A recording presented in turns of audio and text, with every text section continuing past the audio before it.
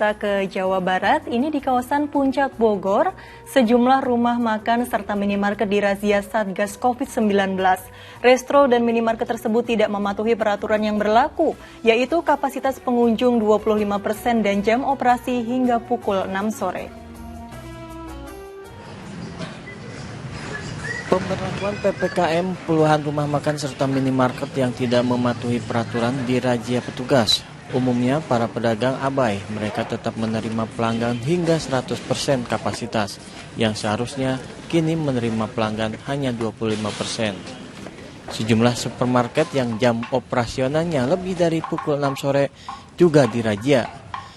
Sejumlah resto dan supermarket yang melanggar langsung diberi sanksi dan diberi peringatan oleh petugas. Untuk dari mulai Gadok kita kurang lebih baru 10 rumah makan ya, rumah makan termasuk dengan minimarket juga, ya seperti Indomaret juga kita kasih teguran juga, kasih peringatan. Jadi untuk kegiatannya tetap usahanya tutup jam 7 malam. Sementara itu aparat Satpol PP Kota Bogor juga menertibkan sejumlah pedagang kaki lima karena melanggar peraturan saat PPKM di Jalan Raya MA Salmun. Petugas juga membubarkan kerumunan remaja yang kedapatan tidak mengenakan masker saat berada di luar. Mereka pun lalu diberi sanksi push up sebagai efek jerah. Sementara itu, Jalan Raya Sudirman yang merupakan akses menuju Istana Bogor kini ditutup permanen guna mencegah terjadi kerumunan di sepanjang jalan tersebut. Penutupan jalan akan berlaku selama 2 pekan dan berlangsung selama 10 jam. Penutupan untuk Jalan Sudirman dari hari ini sampai tanggal 25, pukul 19 bolong-bolong sampai jam 5 pagi.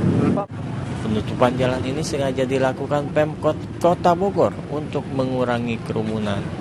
Tim Liputan melaporkan.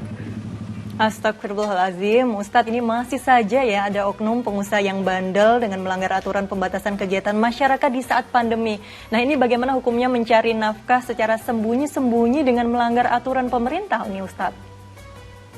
Iya, inilah ya. Ini sebetulnya kalau kita mau jujur ya, ini kan wajah masyarakat kita, ini wajahnya seperti ini. Jadi artinya tidak sadar bahwa sebetulnya aturan ini kan diberlakukan untuk menjaga tatanan keselamatan kita semuanya.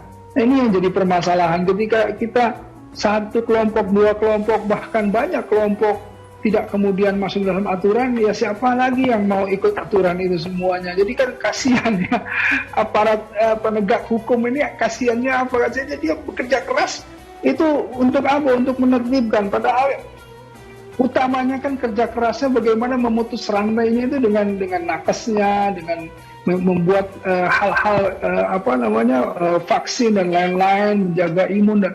Tapi ini malah repotnya di masalah penertiban. Artinya tingkat kesadaran masyarakat terhadap bagaimana memutus mata rantai pandemi ini ya belum berhasil ya. Nah, di dalam Islam sendiri yang namanya ya berupaya dengan cara atau berusaha atau berdagang dengan cara yang tadi ada kecurangan ya, ini menjadi diharamkan ya. Wailul lil mutaffifin ya, celaka orang-orang yang curang. Kala balrona leklubihi makan yaksibun. Apa yang akan dilakukan itu hanya menambah noda, menambah kotoran di dalam kalbunya, dan dengan itu dia akan kemudian hancur, akan binasa. Nah, itulah sebetulnya ini diharamkan dan tidak sangat dilarang untuk kemudian berbuat curang.